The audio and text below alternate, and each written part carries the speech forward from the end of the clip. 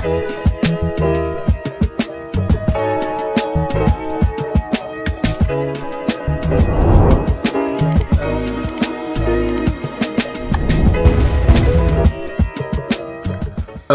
hey everyone, welcome to another episode of On the Wrist from Off the Cuff. I have a really cool review for you guys from the brand Brellum, founded back in 2015 by Sebastian Mueller. He's a fourth generation, within a watchmaking family dating all the way back to 1885, with him personally having over 25 years of experience within the Swiss watchmaking industry.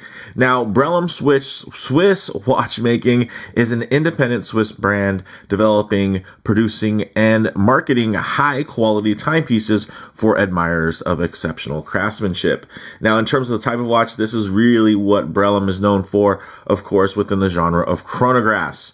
Some key characteristics and design which you're looking for something within this space. Of course, you're going to want to find some external pushers to activate timing functions with multiple subdials to measure elapsed time, often featuring additional scales depending on the subgenre. This is their brand new Duobox 39 chronometer in the Anthracite dial colorway, and these are limited to 46 pieces. This is outside of those limited editions because this is actually a pre-production prototype. So if you notice anything on here that might not be working all the way, that's because this is a press loaner that's kind of floated around for photos, videos to a bunch of different places while it's here in the United States. So unfortunately, there's not a lot of time to kind of have things sent back and forth. But when the production units are ready, I have been speaking to Sebastian, so hopefully we'll be able to get a production unit cycled over that we can compare, maybe even their new silver dial to compare to my original silver dial Duobox Classic. So I think that'd be really fun. So this new 39 millimeter chronometer, it's really just it has that blend of innovative technology, stunning aesthetics, and now it's just more compact as a timepiece. It's, really just designed for collectors and enthusiasts who appreciate the artistry of engineering and horology. And these are not cheap, but they're not overpriced, in my opinion, at $3,300 USD. And that is, of course, depending on the current exchange rates. So with all that, let's go ahead, zoom the camera out, get this piece in hand, and take a closer look. Okay, guys, very, very handsome. I think a lot of people are going to like this gray. Of course, I'm a big fan of that silver colorway because I have the original in the silver with the blued tachymeter hand and accents. But this definitely is going to be quite a bit more versatile. I definitely like that they have updated everything. It's not like they carried anything over directly, besides the fact that this is going to be sandwiched in between two beautifully domed box dome sapphires. So that's the theme of the Duobox, but everything else has really been updated as to accommodate this new movement, as well as the overall design aesthetic for something that's really meant to be a bit more compact and a bit more versatile. Now, the case measurements are going to be 39.6 millimeters across, and then you're going to have 15.2 millimeters thick, which I know for some you might think that's quite thick, but if you're used to kind of the world of automatic mechanical chronographs, you're going to probably know that, especially when you're considering that it has two box dome sapphires, that's actually relatively thin. So I will say that this doesn't wear overly thick. So very nice. And that's something that, Brellum's always been really, really good at, is in terms of just something that's quite wearable. And, they figure out the right place for there to be heft and, the right places for them to shave a little bit of the thickness as well. Now, in terms of the lug to lug width, 48.2 millimeters, which is going to be very wearable. And you can see it even has female end links there. So that's going to mean that this is going to be able to lay and drape very nicely, even on smaller wrists. Everything is brushed and polished stainless steel. And I think it looks fantastic here, guys. Of course, you have this nice box dome sapphire on the top side with nice inner AR coating, multiple layers of it. And it just, it keeps that dial quite legible. We also do have a push-pull crown, which is beautifully signed and decorated. And then, yeah, we got these great pushers. So let's get it going. Boom. So very cool.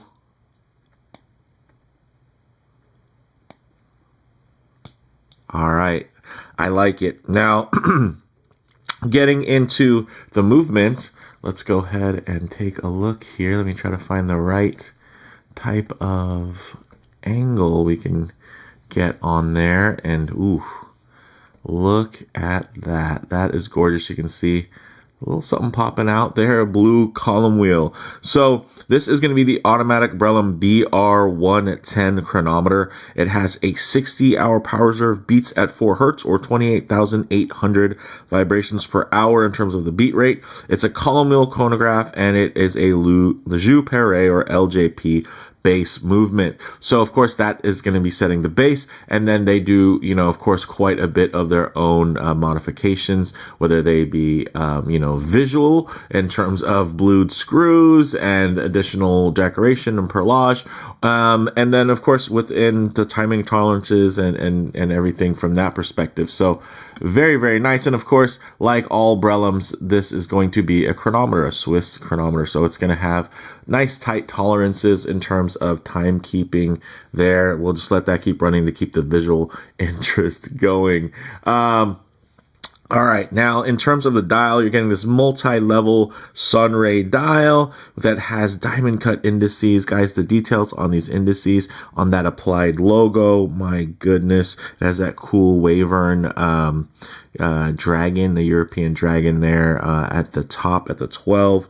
Looks very nice. And they're actually using an unspecified superluminova that does glow green. I didn't find that in the notes in terms of, which particular compound, but I have to say it glows green and it looks good. And it also plays off of course, the green accents for this really nice slate gray dial, which does have a couple of hues of warmth to it. As you guys can see there, it's not a super cool gray. It definitely has a bit of a warmer tone where you might get a couple of hints of, a little bit of a bronze and, kind of brown earthy tones within that, which I think look really, really nice and balanced, really quite gorgeously off of just, all of the design cues here. I like that they have the date really perfectly integrated. Look at that at the 6 o'clock.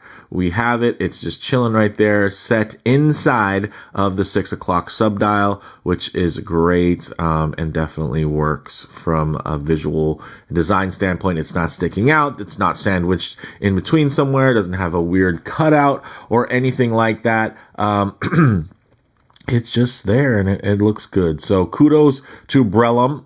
But I would say I kind of expect that from them because, at the end of the day, sorry, just giving it a quick couple of wipes here just because of how nice this finishing is, even on a press loaner that has floated around through many, many hands. I did want to really hopefully highlight some of the finishes here in terms of the brush to polish transition. Very nice. I mean, look at that. Beautifully brushed. Look at the way the light plays off of that side brush satinization. Very uniform, very, very clean. And then a beautiful transition on that angled bevel that just comes right off of the lugs. So very nice. The bracelet itself is also quite nice. It's a 21 millimeter lug width, which isn't the greatest. Of course, I would have preferred 20. I think proportionally it might have even, looked better, but I can't compare it to anything. So it's hard to say, but 20 millimeter, of course, would have been preferable just because of the ease of swapping different straps out. You do get this nice solid 5-link bracelet, which is fully articulated. It is in that, of course, that Jubilee style, but it's a bit more overbuilt. So if you've ever experienced anything, with aftermarket Jubilee braces, like maybe the Angus style of Jubilee, where it's just everything is kind of sized up in scale, but it still has that beautiful drape and articulation. This is something like that. I do think that they could have went with something maybe a little bit more refined and petite. This feels a little bit overbuilt for the size, and then for me, the visual appeal of the watch, I think it would have been nice. But I do also understand that people love the overbuilt feel. So again, that's more of a personal preference thing and not as much of, an issue. If anything, yeah, it's just my personal preference. I would have liked to see something a little bit more refined, a little bit thinner, in a couple of different dimensions. Actually, the side dimensions aren't bad for the bracelet, but, I think here, if this would have had, maybe these sections were a little bit thinner, and a little bit closer to a more traditional Jubilee versus it being a bit of a kind of overbuilt, very sporty style, which is nice. And if you're looking for that, again, this is definitely going to speak to you. But for me, when I see this watch, I think, oh man, this is just refined Swiss chronometer chronograph.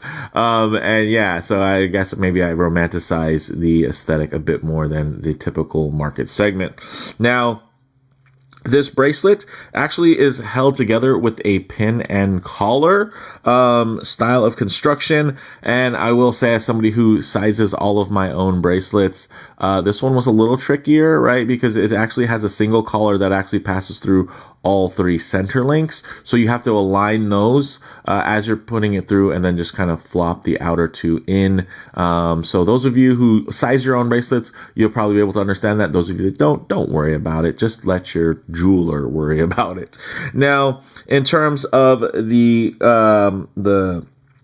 bracelet, it does actually have a nice little taper down to about 18.9 millimeters. And then it gets to, of course, this nice push button signed butterfly clasp. The nice thing is it is signed, but it's not like there's a particular direction. So there's no piece that kind of goes over this so that you can close it, in any order. It's not like one is going to, ding the other. And that can sometimes be the case with these style of clasps. So it's nice that they were able to kind of avoid that and still make it look quite nice at the same time. So with all that said, let's actually get this piece on the wrist and see how it wears. Okay, guys, as you can see on my 7.5-inch wrist, this wears absolutely beautifully. Look at those lines. Beautiful drape there on the bracelets. Nice downward turn on those lugs. Hugs the wrist quite well. Not a lot of daylight in between, as you guys can see, in between the case back and your wrist, with anything being elevated, even though sometimes you might worry about that when you have a box dome sapphire on the underside of the case. But you can see there, it sits quite naturally and wraps quite organically. Of course, if I get my wrist a bit too close to the lens here, you're going to be getting a fair amount of perspective distortion, and it's going to make the watch just seem a bit larger than it actually is. So what I like to do is keep my wrist nice and low, and then tighten up the frame here, just so you guys can get still a nice detailed look, but just add a bit of a truer aspect ratio as to how this may lay on your own wrist. And check that out. Now you can see way more of the sides of the bracelet, and the watch head seems a lot more centered. So again, guys, when you're looking at pictures of watches on Instagram, people are taking wristies, and it just seems like every watch is oversized. A lot of it has to do with perspective distortion, and it doesn't mean that you have to rush out and buy a tiny watch that will hold up better for pictures, but ultimately wear much smaller out in the real world. Now, this size, I think for a chronograph is very nice at 39 millimeters. You go a little bit smaller and it might get a little crowded, and you get a little bit bigger, and then it's just like, when does it stop? Because you could really expand these, but I think everything feels quite tidy from the date, position, really being inset and integrated into that 6 o'clock subdial, and, down to the indices being slightly pushed center. So you have that nice outer track there. I think visually it does help this watch wear quite small. Again, it is a chronograph, an automatic chronograph at that. But I will say, again, visually very nicely balanced, which does help, mitigate the visual weight, which I can appreciate. Ooh, and look at that. Just looks good, guys. I dig this a lot, man. I'm actually kind of relieved he didn't send the silver one, because then I would be I'd be in a little bit of a dilemma because I definitely want one. So yeah, I might have to figure out if I'm going to sell my original Duobox Classic so I can pick up one of the silver ones. Sebastian, if you're listening, yeah, this thing's good. I mean, even one that's floated around again and been a little bit well worn beyond its years, I'm still... This thing's impressive. So with that said, let's go ahead and get it now off the wrist, set up for some loom shots, low light transition, and closing thoughts. Okay, guys, let's go ahead and hit the lights here. All right, now this is a really classic chronograph. This isn't, a diving chronograph or something like that, where it's going to need a lot of extra contrast in the evening and the dark times. But one thing I always like to work in is going to be a bit of a low light transition because you're always going to be out in the middle of a field enjoying direct sunlight. And as you guys can see, ooh, man, it's nice to see what these colors, textures, and finishes run alike in less than optimal lighting. And here it's really the finishes, the shapes, the contours. Look at that multi-level dial, just playing with the light in so many different ways. And that gray definitely has that beautiful kind of pewter tone to it, which I think looks gorgeous, very rich and lustrous. Man, that looks good. But you guys can see here, again, even in the pre-production form that's floated around to various publications, man, this thing still shines, looks outstanding. And yeah, it looks great on the wrist, but it also looks outstanding in the metal, just laying there static. My gosh, that is a looker. All right, guys. So yeah, there's not a lot of loom to speak of course, but it doesn't mean that this thing doesn't shine. So closing thoughts on the wrist, great proportions. The heft is well distributed and balanced, and that might be part of why they went with the chunkier bracelet. So yeah, maybe that's just, a part of the process there, and not necessarily an oversight, but a deliberate choice. I wouldn't be able to know that, but I think that kind of makes sense. As somebody who owns quite a few chronographs, I will say, it is nice, especially if you don't have a clasp on the other side and it's going to be a butterfly. Having those thicker links and having the weight be able to be distributed all the way around your wrist, it does help kind of combat that top heavy feel that you can often get with the mechanical chronograph. So maybe I just figured that out now while reviewing it. Now, in terms of model variants, it's also available in a silver dial, which I really want to get my hands on that, and a blue dial. I love blue dials as well, but the silver just speaks to me. And then, of course, this anthracite dial as seen. In terms of comparable models, guys, at the price point, there's overlap in both directions, right? Other high-end micro brands and mainstream offers alike. So this is going to have its work cut out for it, but I will say the fact that this is a chronometer, that's harder to find when it comes to chronographs. A lot of times people are okay just paying the extra money, but not necessarily as concerned with the additional timing tolerances you might expect for a more expensive piece, because they're like, oh, well, I'm getting the functionality of, this very useful complication in terms of having it be a chronograph. So that is a bit of a bonus here. And then, of course, if you're buying a mechanical chronograph that isn't Swiss, it can't be a chronometer. So, and when they're not chronometers, typically they're not going to be worried about even being within a similar variance in terms of the window. It's one of those things where, yeah, they're mechanical timepieces, and yes, they can be used for timekeeping, but, ultimate accuracy is typically left to quartz, radio, GPS updated, satellite updated models. So it becomes a little bit less of an issue, especially when you're just more focused on the complexity of the execution, the feel, the fit, the finish, and that's what you're really getting here, is that very, very high level of execution. So, within the chronograph space, this is a brand that specializes within chronographs. So it is a niche that they really take ownership of, and it shows. Like, this is not the chronograph that a dive watch company came out with as an afterthought. This is not the chronograph that a field watch company integrated in, or a pilot's watch company. Like, this brand is dedicated to the format of the chronograph, and it shows. Again, like, this is a refinement over a few really beautiful and handsome iterations of Duobox chronometer chronographs in the past, and I like that.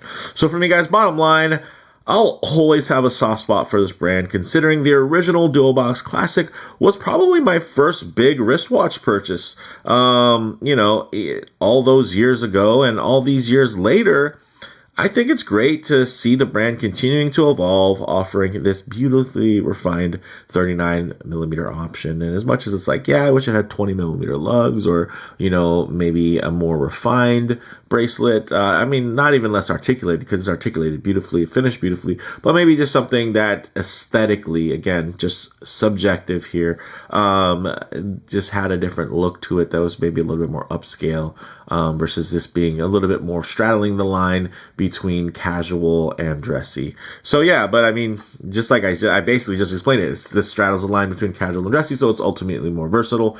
And yeah, I would have personally preferred that they leaned in a little bit to the smaller size and, said, hey, let's make this feel a little bit more dressy. So that's just my personal taste, being a little nitpicky, but of course I do want to share my thoughts in terms of what I would look for in terms of improvement in future iterations. But with that said, let me know what you all think down in the comments below. If you like the video, please do like, and if you haven't already, please subscribe for more content just like this. Thanks, guys.